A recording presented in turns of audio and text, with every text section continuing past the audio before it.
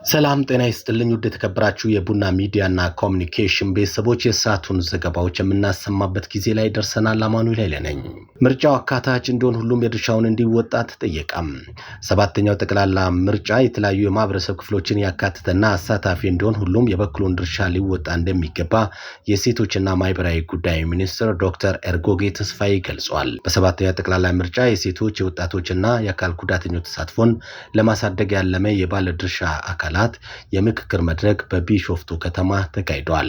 በመድረኩ ላይ ንግግር ያደረጉት ሚኒስትሯ ምርጫው ነጻ፣ ተአማኒነት እና ዲሞክራሲያዊ እንዲሆን የተለያዩ የማህበረሰብ ክፍሎች ተሳትፏቸውን ማጠናከር እንደሚገባቸው ጠቁመዋል።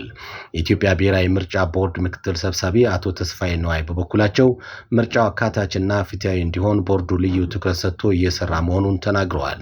የሴቶችና ማህበራዊ ጉዳይ ሚኒስቴር ከኢትዮጵያ ፖለቲካ ፓርቲዎች የጋራ ምክር ቤት ጋር በመተባበር ባዘጋጀው በዚህ መድረክ ላይ የሁሉም ክልሎች የዘርፍ ኃላፊዎች፣ የፖለቲካ ፓርቲ አመራሮችና የተለያዩ አደረጃጀት ተወካዮች ተሳትፈዋል።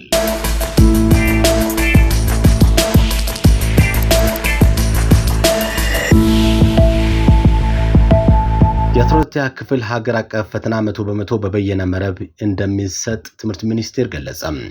በዚህ ዓመት የሚሰጠው የ2018 የ12ኛ ክፍል ማጠናቀቂያ ሀገር አቀፍ ፈተና 100% በበየነ መረብ ለመስጠት የሚያስችል ቅድመ ዝግጅት እያደረገ መሆኑን ትምህርት ሚኒስቴር አስታውቋል። ትምህርት ሚኒስትሩ ፕሮፌሰር ብርሃኑ ነጋ በአጠቃላይ ትምህርት ልማት ዘርፍ የግማሽ ዓመት አፈጻጸም መድረክ ላይ ተገኝቶ ባስተላለፉት መልእክት በዚህ ዓመት የሚሰጠው የ12ኛ ክፍል ማጠናቀቂያ ፈተና 100% በበየነ መረብ የሚሰጥ ይሆናል።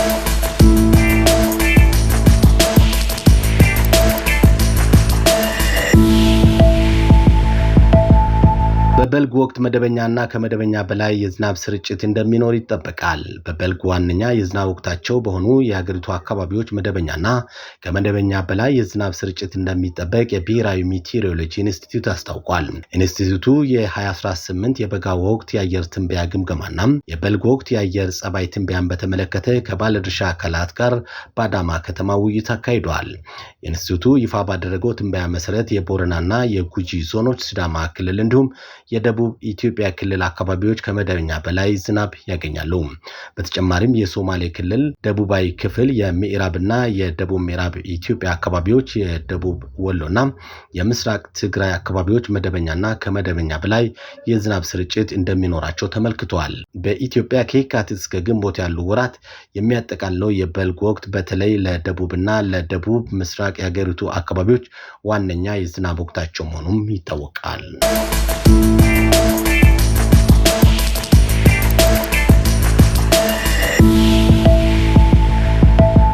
ዘላቂ የውሃ አቅርቦትና ደህንነቱ የተጠበቀ የንጽህና አጠባበቅ ስርዓትን ማረጋገጥ የአጀንዳ 2063 የፖሊሲ ግብ ብቻ ሳይሆን የሰው ልጅ ክብርና ሰብአዊ መብት ግዴታ መሆኑ ተገለጸ።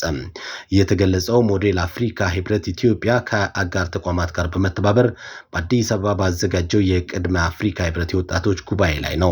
በመድረኩ ላይ ንግግር ያደረጉት በአፍሪካ ህብረት አብያተ ክርስቲያናት ጽሕፈት ቤት ዳይሬክተር አማካሪ ዶክተር ጎርደን ሲማንጎ በአሁኑ ወቅት ከ400 ሚሊዮን በላይ አፍሪካውያን መሰረታዊ የመጠጥ ውሃ እጦት፣ ከ700 ሚሊዮን በላይ የሚሆኑት ደግሞ ደህንነቱ የተጠበቀ የንጽህና አጠባበቅ አገልግሎት እጥረት እንዳለባቸው ጠቁሟል። ይህንን አሳሳቢ ችግር ለመፍታት ወጣቱ በፈጠራ አቅሙና በስራ ጥንካሬው አስተዋጽኦ ሊያበረክት እንደሚገባም ጥሪ አቅርበዋል። ጉባኤው ከቀናት በኋላ ለሚካሄደው 39ኛ የአፍሪካ ህብረት የመሪዎች ጉባኤ አጀንዳ የሆነው ዘላቂ የውሃ አቅርቦትንና ደህንነቱ የተጠበቀ የንጽህና አጠባበቅ ስርዓቶችን ማረጋገጥ የሚለውን መሪ ቃል ለወጣቶች የማስገንዘብ ዓላማ ያደረገ ነው። ከቡና ሚዲያና ኮሙኒኬሽን ሀገራዊ ዘገባዎችን ይመስላሉ። አማኑኤል ነበርኩኝ። ጤና ይስጥልኝ።